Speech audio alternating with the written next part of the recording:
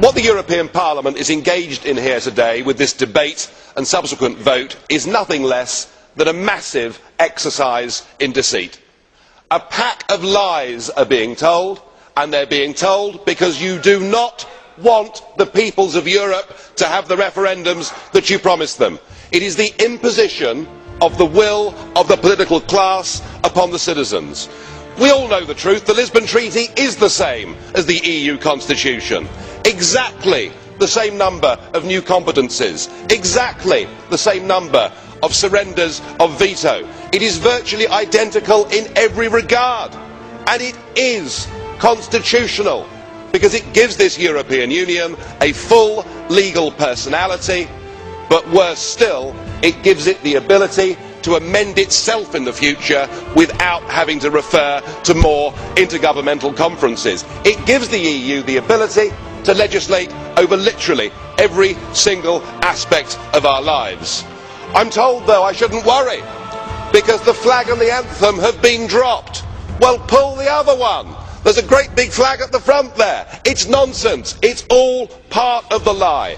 The truth is that you are too chicken to have a referendum. You don't want to hear the voice of the people, and now you resort to totalitarian means to get this treaty through.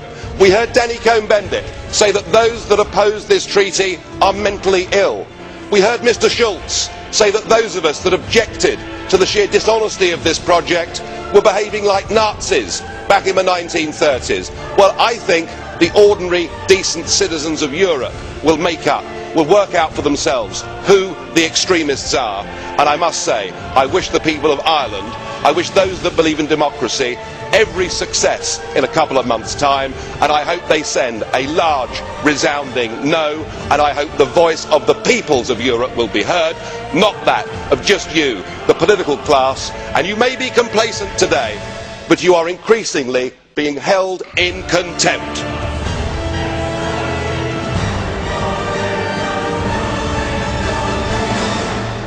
Sarkozy's mini-treaty will now be around 3,000 pages instead of the 560 pages in the rejected constitution.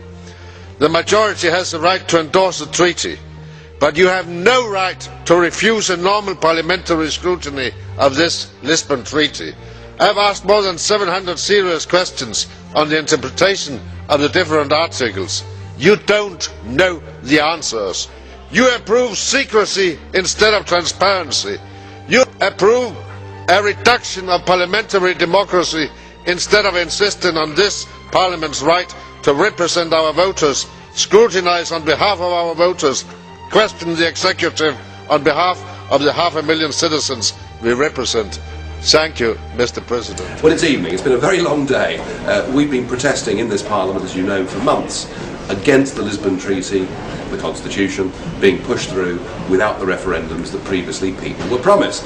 Well, it all came to a head today, because today was the day we actually debated the treaty and voted on the treaty. And it'll be no surprise to you that a very massive majority of this European Parliament voted to approve the treaty.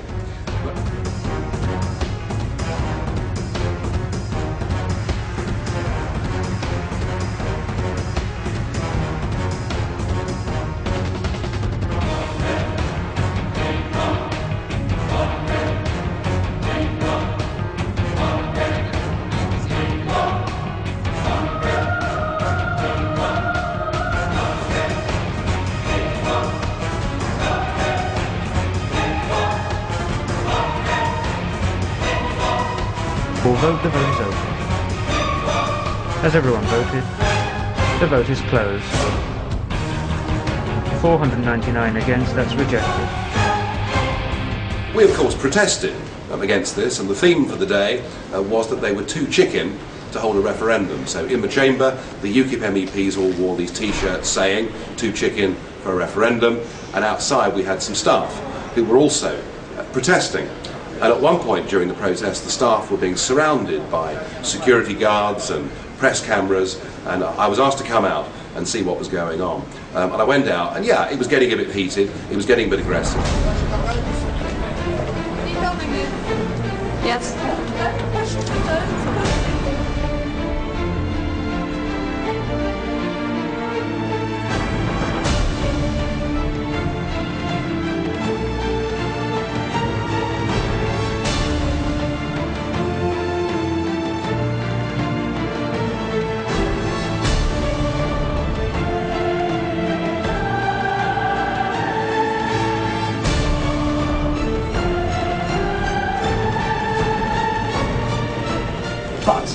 if I was to say be demonstrating in favour of the Constitution, I'd be in the bloody chamber and applauded.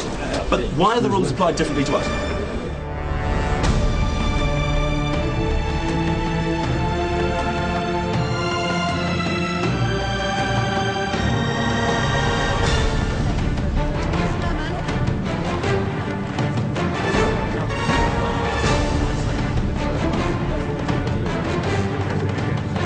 Wear a chicken costume anywhere in the EU anymore. No one's been arrested Maybe yet? it's in the treaty. No. We don't have Not yet. They will be. If you're agreeing, you can protest. Everybody has to sign it without. You can protest on any issue you like in this Parliament, and that's fine. You can wear death masks and protest against nuclear energy. All of that's fine. But if you criticise the European Union and you want referendums in member states on this treaty, they will fine you, they will arrest you, they will do God knows what. And in the middle of all of this, one of the veteran correspondents who's been here for 20 years, a man by the name of Jim Gibbons, who does clips and outtakes for the ITN network across the country, interviewed me and asked me what was going on, and I said that the treaty was going through and that they were beginning to behave in a totalitarian manner, that we've been accused of being mentally ill, we've been accused of behaving like Nazis, and this from people who call us the extremists. Well, that was the interview, and you would have thought that was fine. As I turned my heels and walked away, the head of the European Parliament's audiovisual service turned to this veteran journalist and said, "I don't want you to use that clip. Parliament services, meaning the cameraman, are not here to record dissent." It was a deliberate attempt to censor what was put out from this place. Now, fortunately, a correspondent, a fairly senior correspondent from the BBC was close at hand, and she said, well, if that's how they're going to behave, if they're going to regulate our input, the BBC will withdraw from the European Parliament. Well, since that time, there's been a climb down, and the audiovisual unit have apologised and said they simply overreacted in the heat of the do what you like. But if you criticise the European Union, and in particular, if you criticise them for breaking their promises not to put this constitutional treaty to a referendum, you get treated badly. These people are being carted off. We've got members in there who are going to be tomorrow fined and suspended from the chamber. There's no opposition allowed. Frankly, they're using totalitarian tactics.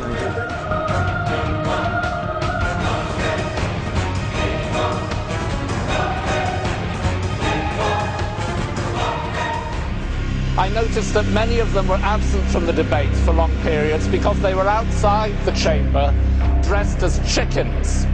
I think that is very symbolic. They are chicken because they chickened out of the debate here because they are afraid of the verdict of this democratic debate.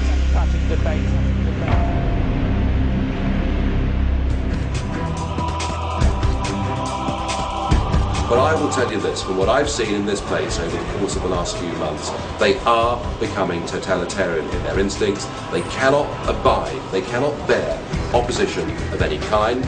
It looks like we're going to be denied a referendum, I'm afraid, on this constitutional treaty, which means what we've got to do as a party is to get ourselves ready for the European elections of June next year, which may be the only opportunity we'll ever get to send a message.